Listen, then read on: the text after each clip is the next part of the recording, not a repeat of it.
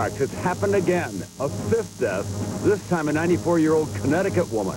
NBC's Terrorism Task Force has the latest on the mystery. The war. Mixed signals from the Taliban about their surrender and the whereabouts of Osama bin Laden. We're on the ground in the danger zone as the president rallies the troops at home. The getaway. Thanksgiving Eve. The rush to get away. We'll look at the skies, the roads, and the rails, plus the high seas, new security on board cruise ships, and where the bargains are. And the family. Why these holidays will never be the same after 9/11. A remarkable story about life, tragedy, and angels. From NBC News World Headquarters in New York, this is NBC Nightly News with Tom Brokaw. Good evening. For all of the obvious reasons, this will be a Thanksgiving unlike any other that we've had for some time. A new anthrax death in this country, a continuing mystery, a radical shift in holiday travel at home, while overseas, more American troops are moving into the war zone as the Taliban appear to be very close to defeat, but still there's no sign of Osama bin Laden. We're going to begin tonight in Connecticut and the anthrax death of a 94-year-old woman from Oxford, which is a long way from the center of power. NBC Chief Science Correspondent is Robert Bazell. The place and the victim could not be more improbable. A rural town of fewer than 10,000. Ottilie Lundgren, a well-loved native of the area. Her pastor, Richard Mizell, was with her today just before she died.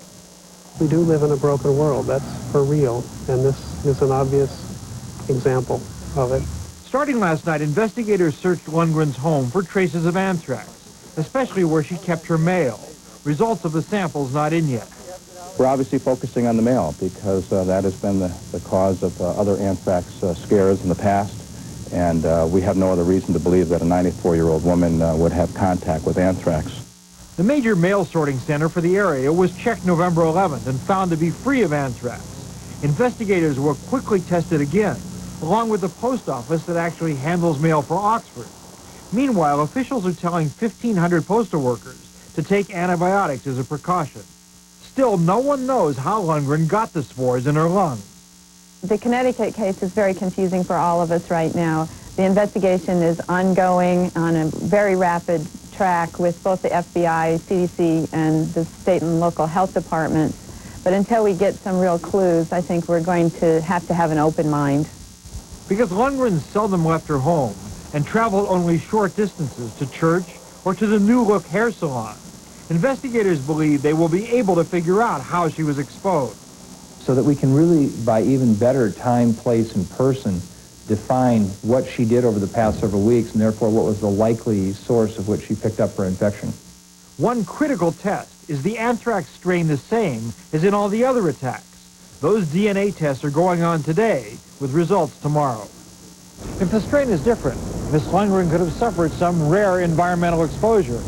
But experts think it is the same deadly strain, and this is the fifth fatality in the current wave of bioterror.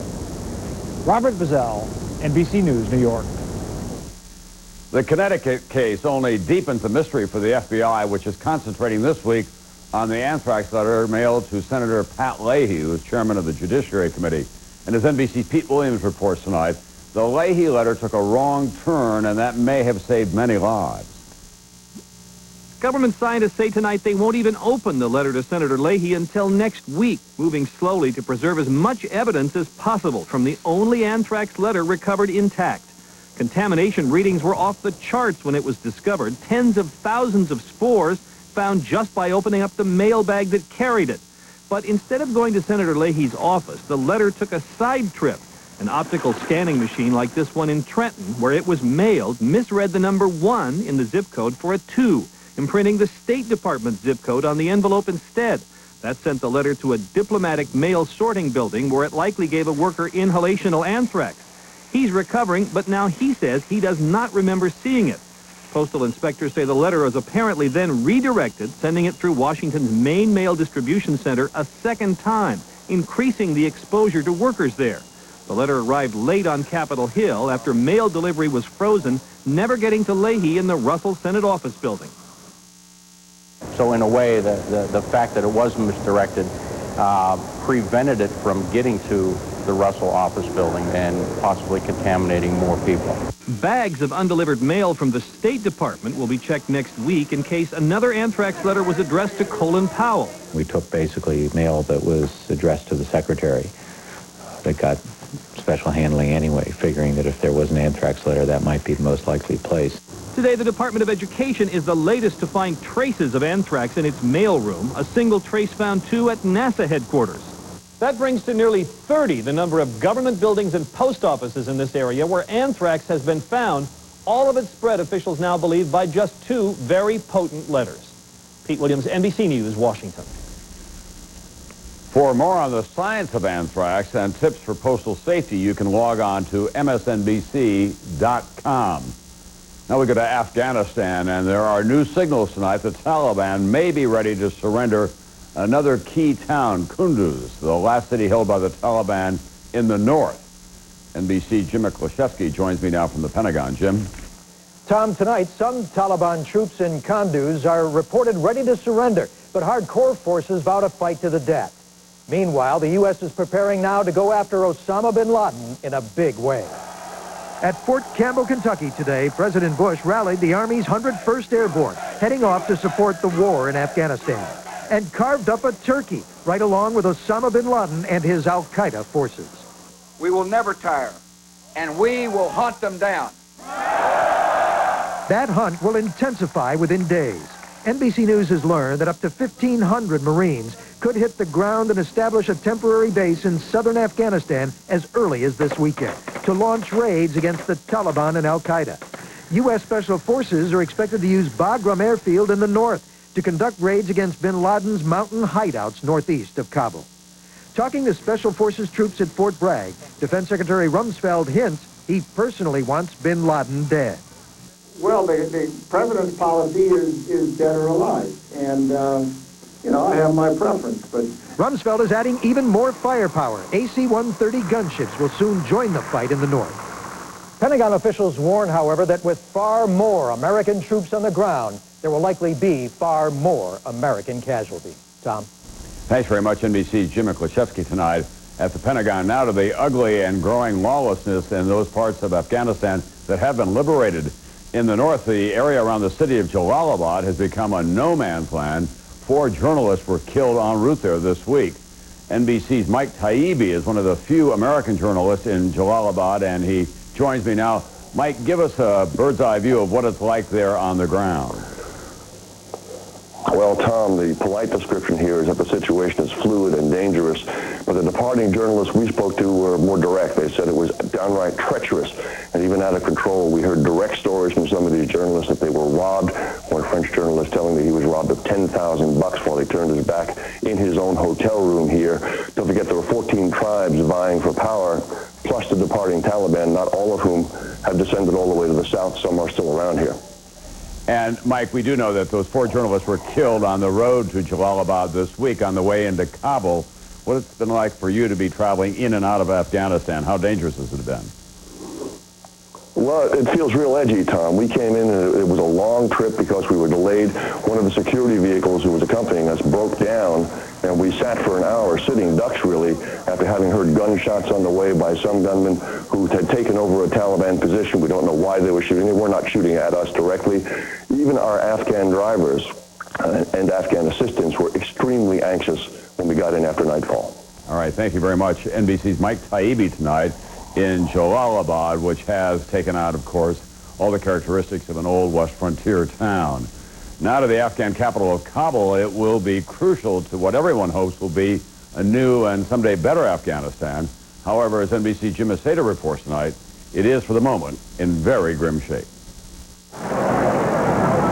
Kabul today is a sprawl of 2 million, mostly refugees, a city racked by 22 years of war.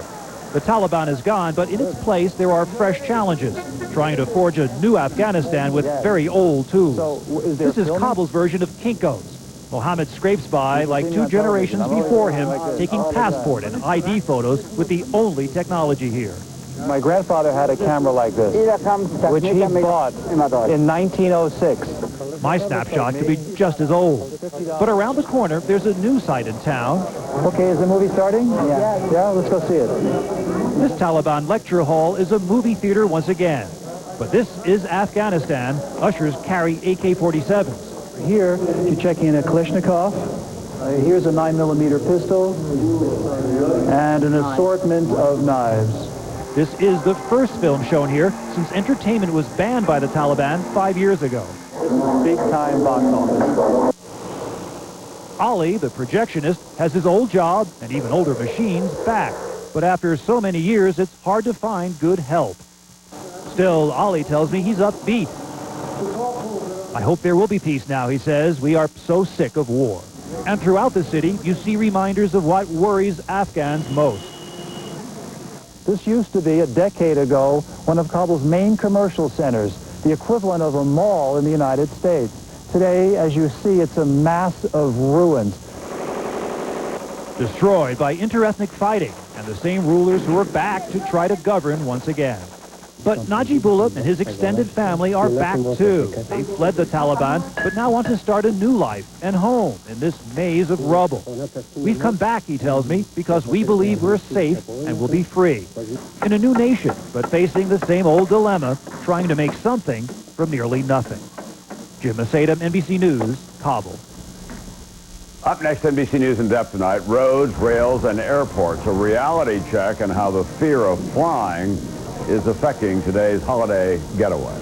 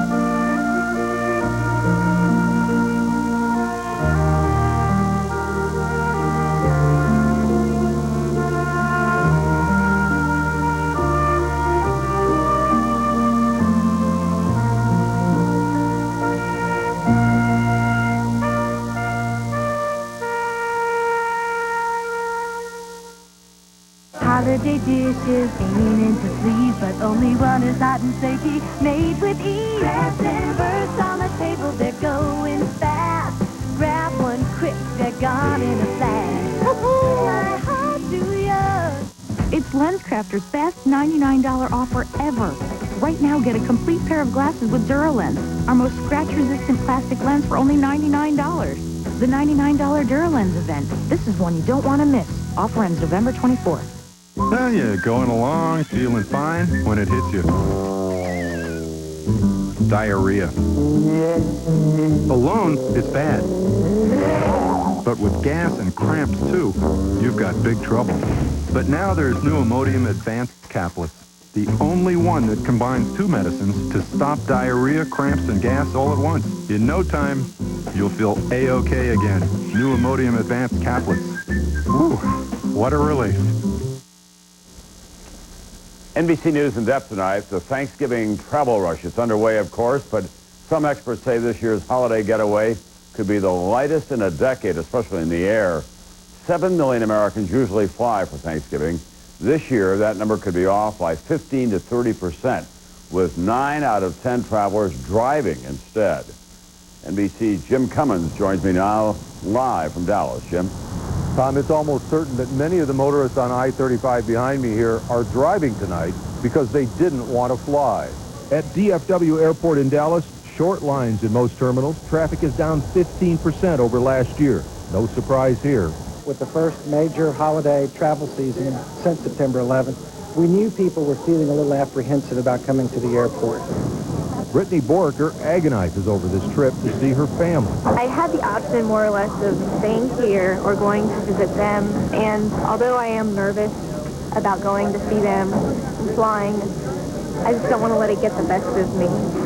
In L.A., despite all the warnings, John Landrum and Vanessa Ravello are shocked by the long line. I can't believe the lines, but I mean, I'm glad it's secure, keeping it secure, but the lines are scary. Yeah, it's incredible. It took us 5 minutes to get to the end of the line. In Atlanta, the problem is too many nervous travelers show up at the airport 3 and 4 hours before their flight. Huge crowds at first. Even this minister is a little nervous about flying. I believe in God. If I put it like this, if anything's going to happen whenever it's the time, there's no control over it. But it appears train travel is up sharply. Amtrak adding 75,000 seats for this holiday. The Blakely family in Washington, D.C. It wasn't a fear of flying. It was a fear of long lines at the airport. And buses crowded too. Greyhound reports ticket sales up 20% across the country. But according to AAA, most travelers are hitting the road. More than 30 million Americans, including Melanie Smith and her 10-year-old daughter Chanel, facing an 8-hour drive to Kansas. I'm afraid to fly. Why are you afraid to fly? Because of what happened in September. And the police are ready. More than 10,600 state and local police cracking down on motorists. In Mississippi today, they are checking speed, sobriety, and seat belts.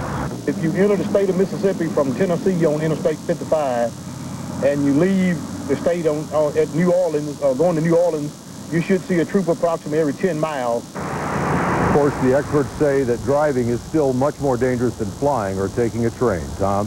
Thanks very much, NBC. Jim Cummins tonight. Next, Lifeline, news about preventing Alzheimer's. And if trains, planes, and driving don't appeal to you, important information about a vacation on the high seas.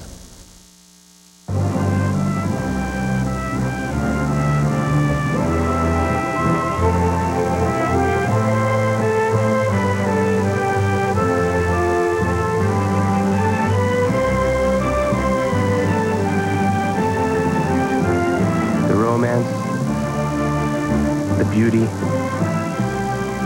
the world of Ralph Lauren for the holidays on polo.com. America Online keyword polo.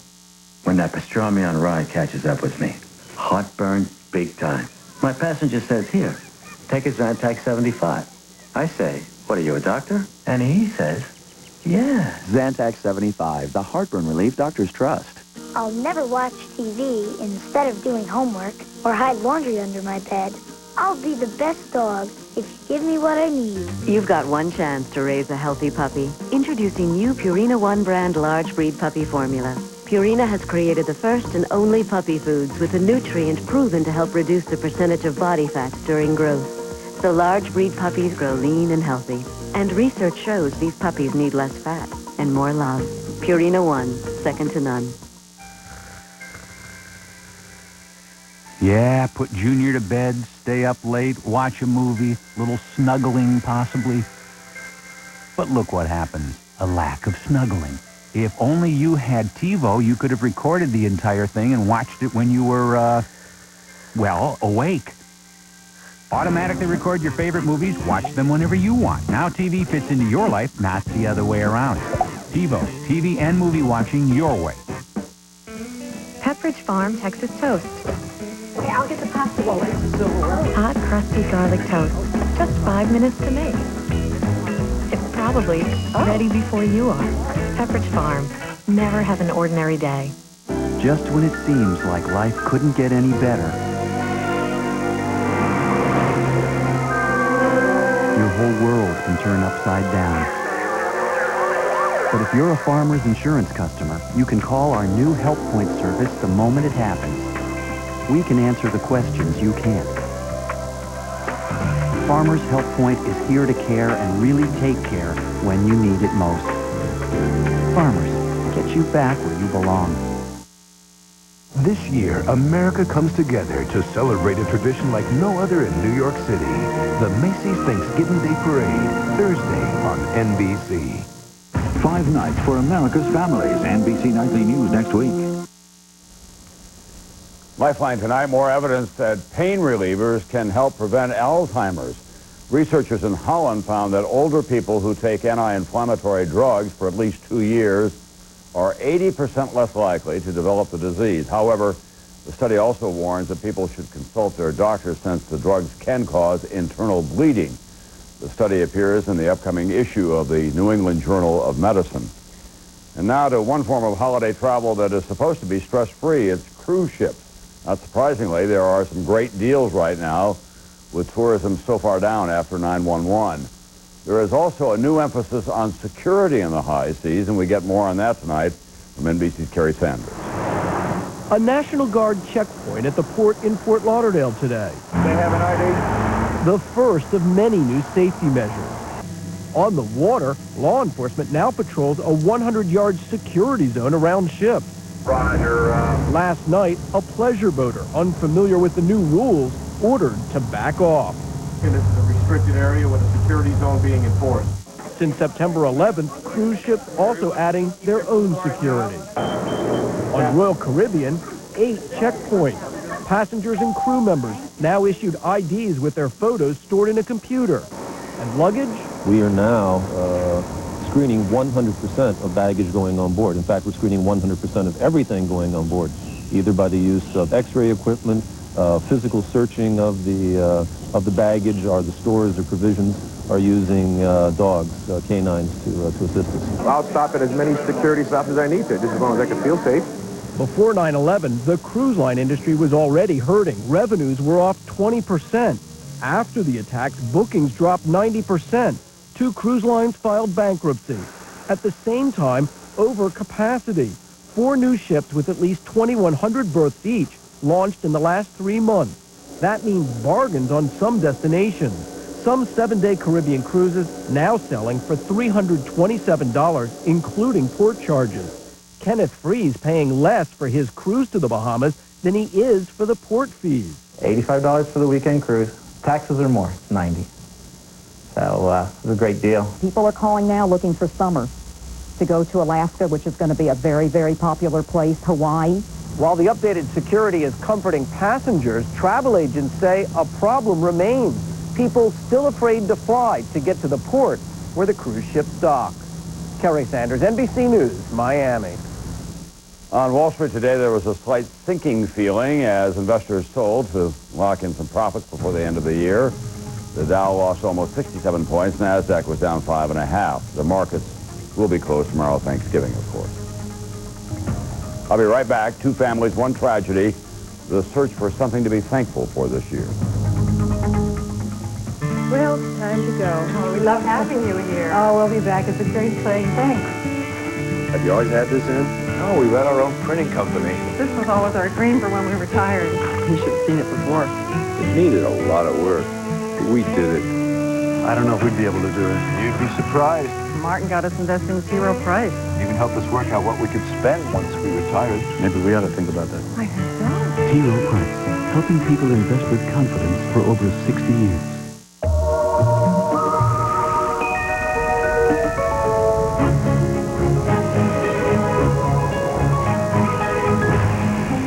Everything's bustable with the scrubbing power of the Scum Buster. Built by Black & Decker. This country keeps rolling. It's not about to slow down. And neither are we. Interest-free financing from GM continues from now through January 2nd on most new cars, trucks, and SUVs. One country, one way. Keep America rolling. Moo. There's all kinds of great deals going on right now at Gateway. Call 1-800-GATEWAY and learn how you can get upgraded to a free flat-screen monitor when you buy a state-of-the-art computer like the Gateway 500X with an Intel Pentium 4 processor. Also learn about Gateway's other great deals, like computers starting as low as $5.99, and Gateway's special no payments, no interest for 6 months plan. Just call 1-800-GATEWAY.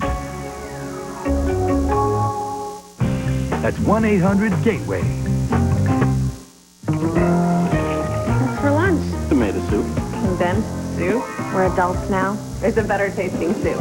Progresso Hearty Tomato. Big chunks of tomatoes. See the difference? This is better. Mm-hmm. It's time to go to the better taste of Progresso.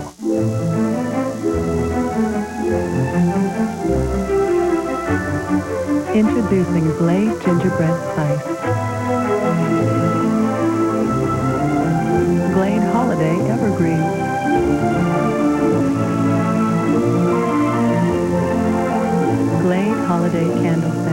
in 2 joyful fragrances. Created by nature, captured by Glade. S.C. Johnson, a family company. New at 6. We were projecting 700 kids, and we welcomed in over 850 this year. Too many students, not enough room. Overwhelming growth puts pressure on area schools. But who do you think should pay? Results of our special poll in an in-depth report tonight at 6 on News Channel 8, where the news comes first.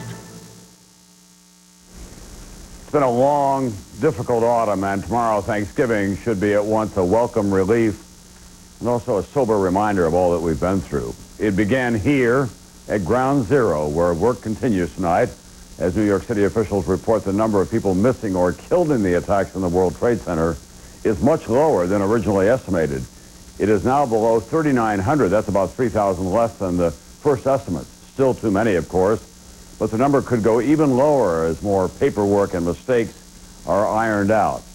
However, for some families, no paperwork will undo their grief or ease their loss at Thanksgiving. One family lost a loved one who was at his desk in Tower 2. Dan just genuinely loved people. Another lost someone who rushed to Ground Zero trying to save others. September 11th was pretty tough. But for both the McNeils and the Fletchers, Thanksgiving will never be the same. Fireman Zach Fletcher lost not only a fellow firefighter, but literally part of himself, his twin brother, Andre. What had happened is I saw a huge plume of smoke coming out of the, in the sky. Zach radioed to his twin. I said, Andre, I said, well, I'll tell you what, when you get there, I guess I'll see you there. He says, yeah, make sure that, you be safe. It would be the last conversation they ever had. As much as it hurts, and although he's not here anymore, I am very, very, very proud of my brother, Andre Fletcher. Zach says after a quiet family Thanksgiving, he will honor his brother simply by carrying on at ladder 15. If I had to choose how I was going to die, I would definitely choose to die doing exactly what I love, just like how Andre died doing what he loved. He died trying to save those like Dan McNeil. On the 104th floor, Dan had been a businessman. Down below, he was someone's son, someone's brother, his mother, Catherine. The holidays are coming up. They're going to be very difficult.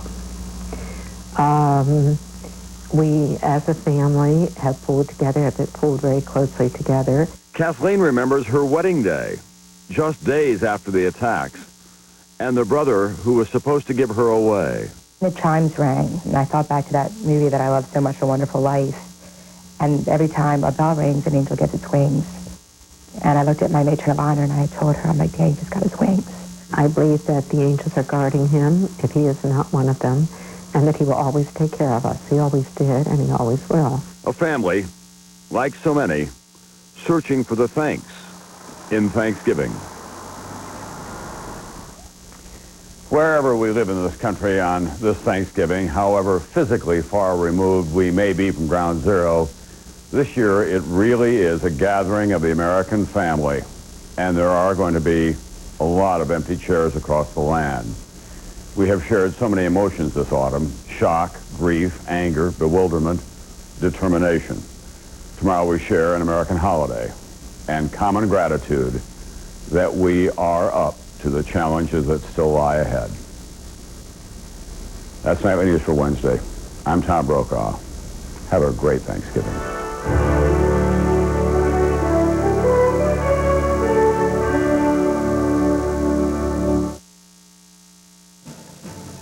Live from Sky 8, take a look at I-5 north and south in North Portland. Heavy traffic as motorists head home for the holiday weekend. We'll have live team coverage from the Cascades to the coast next. Plus, Portland police say no to a request from Attorney General John Ashcroft to help interview suspects. And what grade would you give schools in the Portland area? You may be surprised by the answers in tonight's poll. Our special report, Your Neighborhood, Your Future, next. From KGW, where the news comes first.